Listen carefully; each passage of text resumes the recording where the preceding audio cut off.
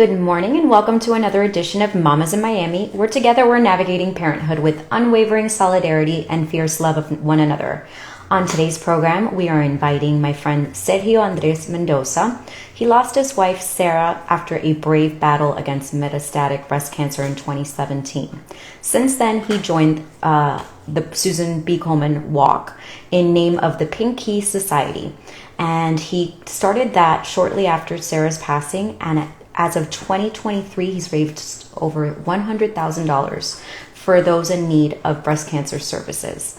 I've already seen him sign on. I'd love for him to be the one to guide us through this journey today. So without further ado, let me go ahead and invite my friend Sergio Andres so we can get started this morning.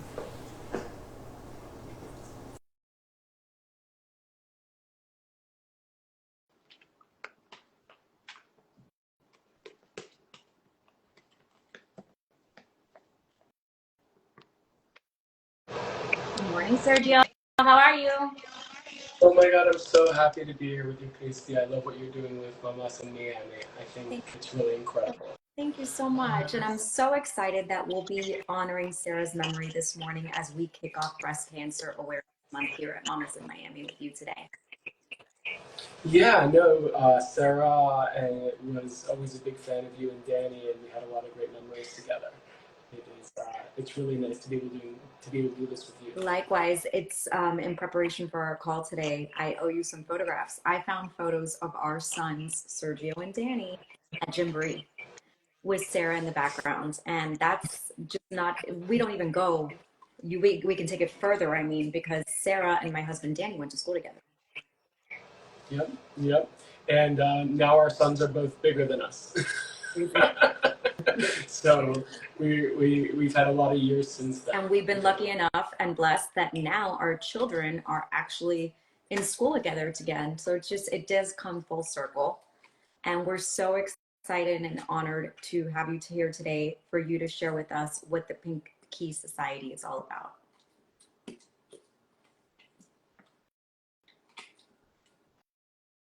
Sergio, did we lose you?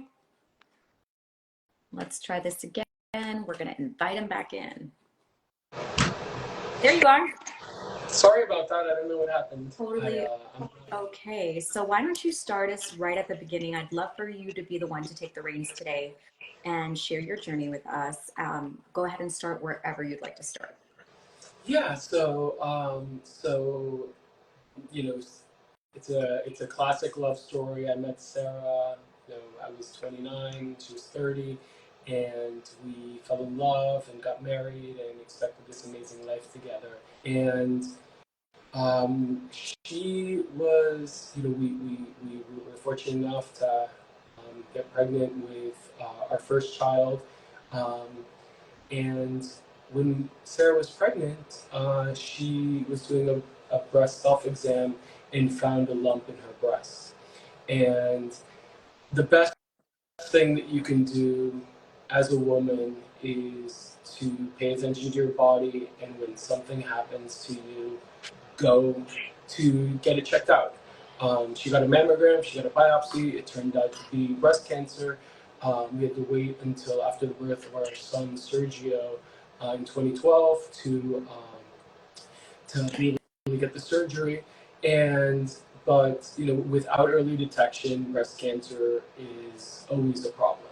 And the courage to believe your intuition about your body and go out of your way to get things checked out and keep your regularly scheduled mammograms. That's just very important.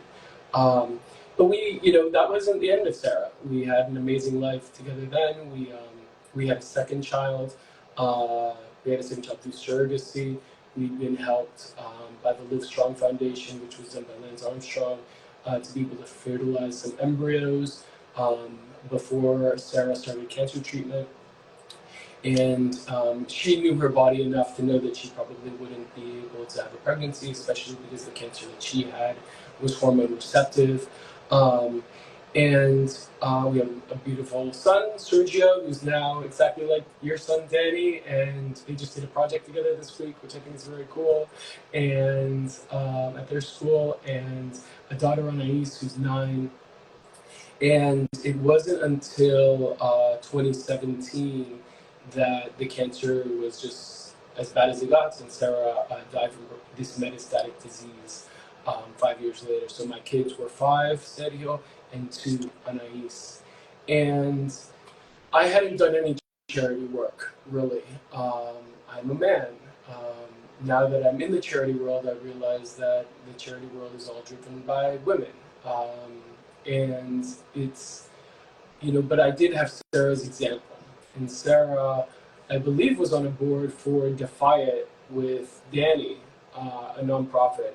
Maybe he was one of the rare men in charity. He's still pretty incredible. And but I had her example, and it would have been much easier for me to have ignored breast cancer the rest of my life. It was something that was a tragedy for us, and I had a good friend, and she told me, "Hey, you know what, Sergio, you should do something with breast cancer." And I did, and created this body called the Pinky Society, which is just a group. I found one of our local foundation, the Keep a Skin Community Foundation, to work as an umbrella for it. So all of the accounting problems of having your own 501c3 are gone. I know that most cities, there's a Miami Foundation, there's a Coral Gables Foundation. Most of these cities offer this type of thing for small nonprofits like mine. And then we just started with this awareness, this idea that the more people, the more women that are comfortable uh, getting mammograms and having a breast cancer diagnosis and fighting breast cancer, the more likely these women are to live. And I've worked with a couple of breast cancer organizations. There's one called the Breast Cancer Research Foundation, which is completely world class. They focus on research. They fund all of the doctors and all of the researchers that will go on to get Nobel Prizes in medicine. Whoever is going to come up with a cure for these things, they've probably funded. They're, have a couple of events, New York, Palm Beach. They raise millions of dollars. They do an incredible job. And then there's this other organization called Susan G. Komen, which is much more widespread. And their mission is really about making the fight against breast cancer something that's just a part of life. And, I'm personally touched by breast cancer, but most of us are.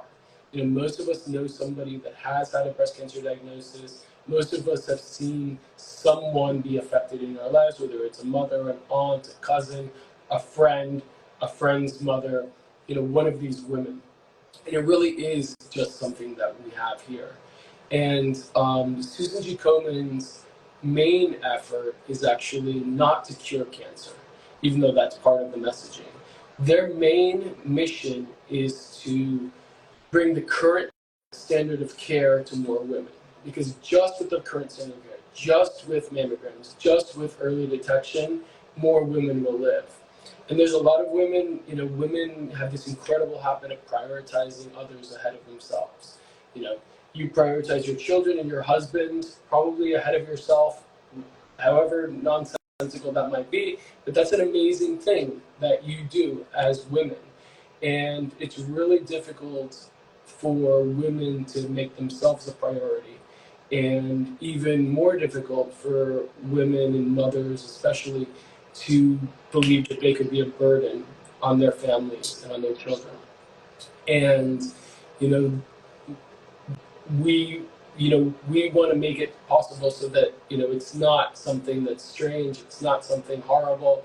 We want these women to live, and to have the confidence to get the mammograms, to get the diagnosis, will give them the opportunity to survive. Because right now, early diagnosis is the only way we can successfully fight breast cancer. And So for Sergio, the last you being the man, you could also speak to this. There's a common misconception that breast cancer only affects women. It also affects men too. Maybe not as much as you see and hear of, but it is possible. Absolutely, absolutely. Komen talks includes men in their breast cancer diagnosis. In the survivors, there's men. Um, for me, it's all about women. It's 99.9% are women, and the message is about women, and um, it's much more rare in men, but um, I it's I don't want to. It's not balanced at all. Sure. A focused effort on women is going to be effective, I think. Sure. And how have you involved your children in your mission? Yeah, so it makes it really easy to be involved when there's these community events that Komen does. We do an annual walk each year, and my kids have grown up, without a mother and fighting against breast cancer. And these things, just the same way that you guys eat certain meals at your house, and that's what your kids are used to. My kids are used to not having a mother that's alive, and walking for breast cancer and being a part of the Pink Key Society. And what we've done, and what I try to do is, and even when Sarah was alive, when Sarah first was diagnosed, we were very quiet about her breast cancer diagnosis, and that was the way she wanted, and that was what was intuitive to her. And when the disease came back and was metastatic, she chose to share her story. And it was amazing how many women she was able to help, because they had their own breast cancer diagnoses, and they needed someone that had been there and seen it already and had access to the resources to make them feel like it was something normal. So for me, my daughter and son, there's now teams at their schools. There's Pink Palm and Trinity and Pink Mandelstam. My daughter got up in front of her entire school last Monday and invited everyone to join the team that they created for her school for the Susan G. Komen Walk, which is on October 19th. And it's free to be a part of a team. And she said, my mother died from breast cancer, and I don't want to lose anyone else. And, these are powerful, intense, emotional words. They are powerful, intense, emotional words to come from a 9-year-old, a 9-year-old woman who, most probably has some kind of hereditary proclivity to breast cancer. But I feel like that sort of level of realness and intimacy is required. Is required for us to move forward about this. This isn't something that we're going Right. to benefit from by being quiet about. So I'd like to talk more about the genetics. Did Sarah have a propensity for breast cancer? Did she have a line of family members who had battled breast cancer before? That's a great question. So the only very well understood genetic indicators for breast cancer are called BRCA, and it's a standard test that's been very well researched. That most women with a breast cancer diagnosis, or parents with breast cancer, okay, a mother with breast cancer, might do the test, proactively. But the reality is that there's many genetic indicators that aren't understood and aren't so well researched. So Sarah's mother actually had breast cancer in the early 80s. She died much later, possibly from that same cancer that had then spread to other parts of her body, but it was an unknown genetic indicator. And the reality is that breast cancer historically, the first kind of like phase of breast cancer awareness and breast cancer research was really with Nancy Reagan in the 80s, and it was about making the mammogram normal. Because before Nancy Reagan, you would just have these silent deaths of aunts or mothers of in between 40 and 50 and 60. These women would just die, and they were very successful in institutionalizing mammograms and these yearly exams to make sure that we could catch these cancers early. Um, we haven't made much progress on metastatic disease, and there's other very amazing research categories that actually Komen is leading. One of them is a study on young women with cancer. So they've made the studies much more early. So if you're in between 20 and 40 and have had breast cancer, you these women are now being studied because we want to understand as much as we can, because maybe there's something that we're missing, because we're not focusing on these young women like Sarah was. Sarah died at 40. She had breast cancer for 8 years. And the other big category is actually in genetics and DNA. So Susan G. Komen just put out an initiative right now where they're asking survivors, people with breast cancer diagnosis, to share their DNA so that we can broaden the number of well understood genetic indicators. Um, it's very difficult when you go into the genetic indicators for breast cancer, because for example, for me, like, I have an anxiety about my daughter. Sarah probably had anxiety about her mother because of her mother. And just because you don't have the genetic indicator BRCA that's very well understood doesn't mean that you're not going to have breast cancer, and you need to be watchful, and you need to pay attention to your body. So here's a mom question for you that I would have if, well, not a mom question, a parent question. Knowing now what you know about your daughter's genetic predisposition, what tools will you use to combat the possibility of breast cancer reaming her face at your daughter? Is there earlier detection for somebody who has this genetic predisposition? I know she's still a little child, but is there anything that you guys can start doing to be proactive? Yeah, so the most amazing thing about cancer medicine, and maybe medicine in general, is that it improves every day. So, like, if you are battling cancer, there are new therapies and new discoveries and new things that happen each month. So, being in a place where you are made aware of these new things is very important. Anais is 9. Um, you know, I'm probably not worried now. But my hope is that there are different tools by the time she comes of age.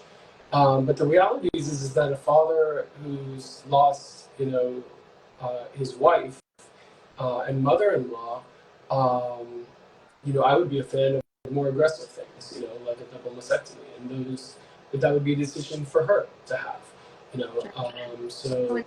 It sounds to me like what you're saying is your greatest tool to equip your daughter with is information, and to be on top of the information, because technology is changing every day and there's more and more advances happening in medicine. More and more advances, and she needs to make the decisions for herself, and I have to live with those decisions. But she, it's her plan, and without me giving her the information, or at least that one of the ways that she gets access to that information, she can make the decisions for herself, because it's her body.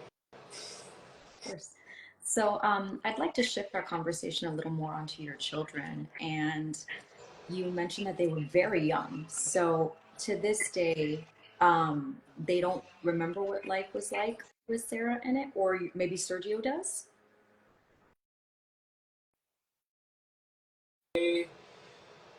Sergio was 5, and he did have a relationship with his mother that was very special.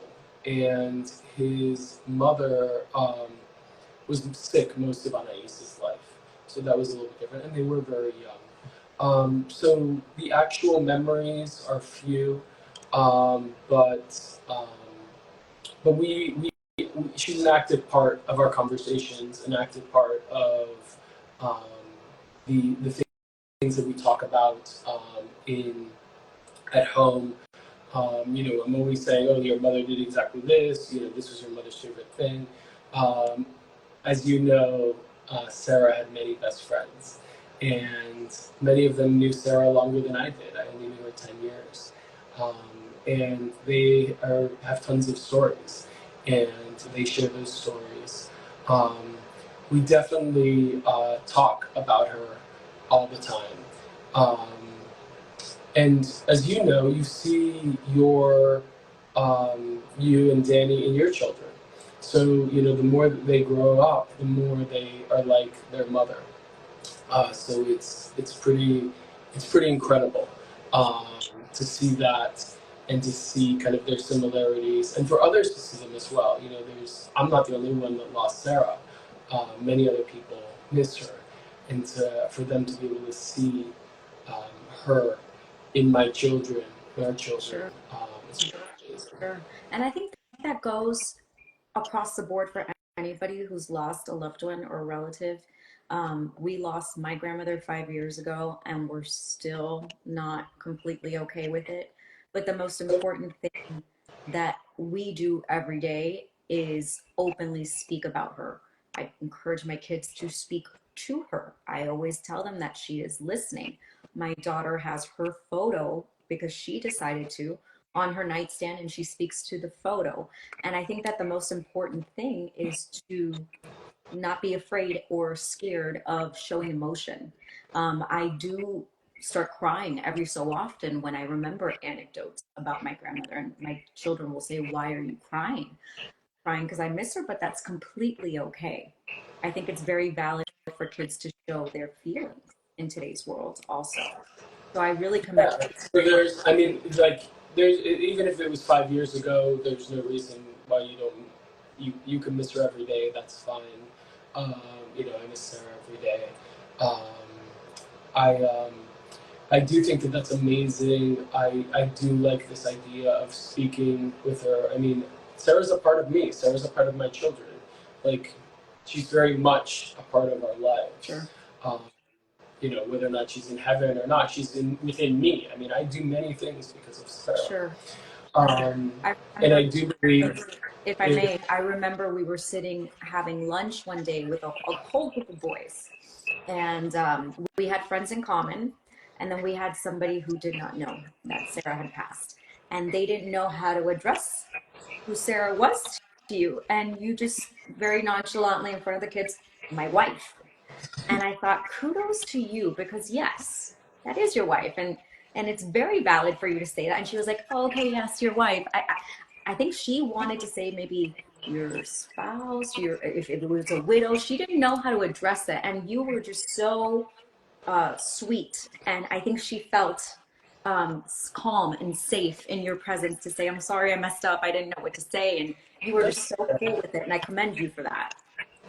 yeah, it's you know, It I stuck with me. I've done a lot of work with the Children's Bereavement Center as well, which is another incredible charity. It's free peer grief meetings, and they actually have scaled completely. And they have a lot of online groups now, and they have them in Spanish, they have them in Creole. They've done a really incredible job, and people lose their favorite people in the world every day. And there's very few people that take the time or have the opportunity to grieve. And even if it's for example, you with your mother or your grandmother, sorry, Grandmother. um, you were grieving, but you were also worried about your children grieving. You also need time to grieve. They need time to grieve. So that was one of the reasons why I was able to do it. I actually would do those meetings weekly with my son, and the only reason, so I actually lost my sister to a different type of cancer a year later, and the only way that I could kind of deal with that was because I had been engaged in mourning, and I had been talking about it, and it had been something that was a strength. And I think the same way that it's hard to talk about breast cancer, it's hard to talk about death, but the more we talk about it, um, the easier it might be for others. I do want to go back to one thing that you said, because it was part of my journey. So I'm a big fan of crying in front of my kids. I think that this is, I mean, I understand that, you know, all of my kids' problems are because of me, but, I can also be an example of some things that I think they should have that are good. And, showing emotions and being emotional is one of them. Hopefully it's not always anger or crabbiness or tiredness, but, crying when you're sad is fine. And one of the things that really helped me in exactly what you were talking about, is in the memories of Sarah, the memories of my sister, is that you remember these amazing things about them. And then soon after, it's followed with this sadness because you recognize and realize their loss again. And for me, it was very important to separate those two things. So for me, it was very important to say these memories are awesome. These are mine. These are untouched. These are not going anywhere. And it's unfair to these memories to always have this other thing come with it, which is this sadness and this recognition of the loss. And when I realized that like I could separate those two things and I could say, I could feel the sadness coming and then just be like, this has nothing to do with the memory. I'm not losing the memory. The memory is still 100% there. And part of what helped me do that is to realize what I did lose. So I lost all the future memories. And that's something to mourn. But I didn't lose the times that we had together. I still have those. So I shouldn't feel sad that I have those. I should be happy that I have those. And the mourning should not be about the memories or even come with the memories. It should be focused on the things that we did lose, which were the future memories. So that was like a tool that I used. Powerful. I've never even put that into perspective.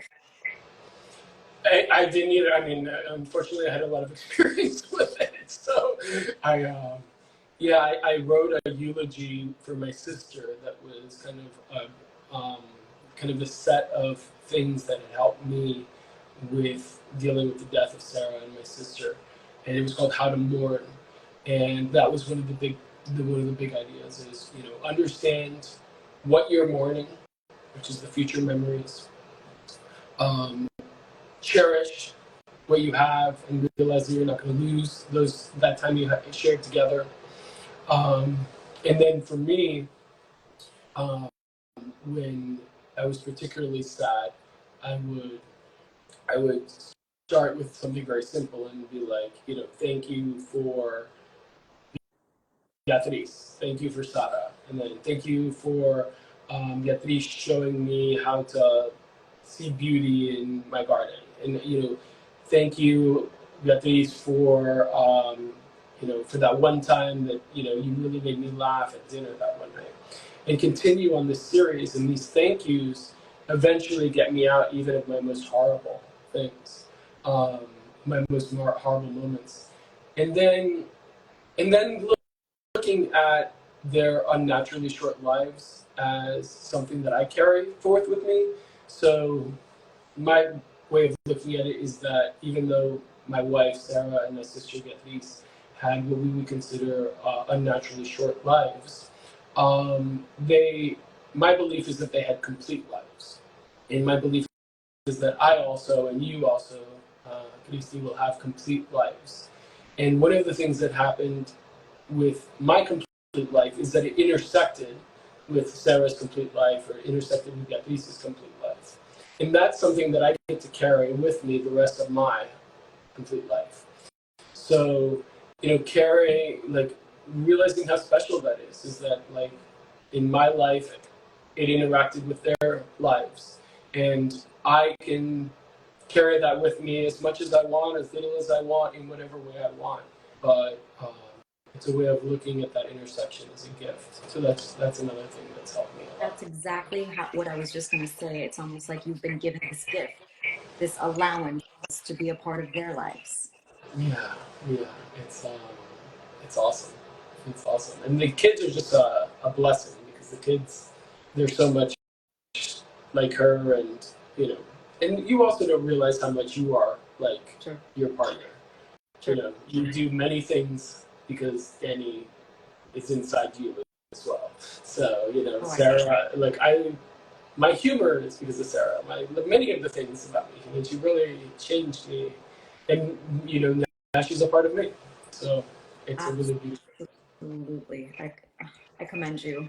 I was going to ask you so many questions and you kind of just answered them all for me.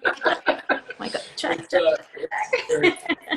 Well, I do want to. I do think the Mamas in Miami. I mean, one of the things that I do now is I ask every woman in my life, when was the last time you had your mammogram? Please schedule your mammogram. This is important. Um, I want to invite everybody to the Susan G. Komen Walk. It's free. It's October 9th at Amelia Earhart Park, which is a pretty central location. It's a giant park with lots of parking. If you don't have a team, my team became both Pink Palmer Trinity and Pink Mandelstam because our schools are bigger than me. And the other thing that I see again and again and again, Casey, is I've been affected by breast cancer. But out of the hundreds of families, if you put any group of hundreds of families together, someone has been affected by breast cancer, someone is currently fighting breast cancer, someone has lost someone to breast cancer. They're all silent for the most part. And if you aren't explicit and we don't make this something that is a part of our community, we're ignoring something that we know is there. So, I know right now that there are some women at Palmer Trinity are fighting breast cancer. Maybe that's not public, or maybe they've already won their battle, or maybe they lost their aunt. But breast cancer has affected others besides me. And when you create these things that are about community, it's really amazing. So, you know, you're a part of Palmer Trinity, so that's one of the things that you can join. But I encourage um, you know to see things not just as an individual, but also just as a part of a community. The odds are that breast cancer is a part of your community, whether you're aware of it or not. Um, so I want to invite people to that and encourage people to consider um, joining and supporting those communities, because most of the people affected with breast cancer are silent, but they are there.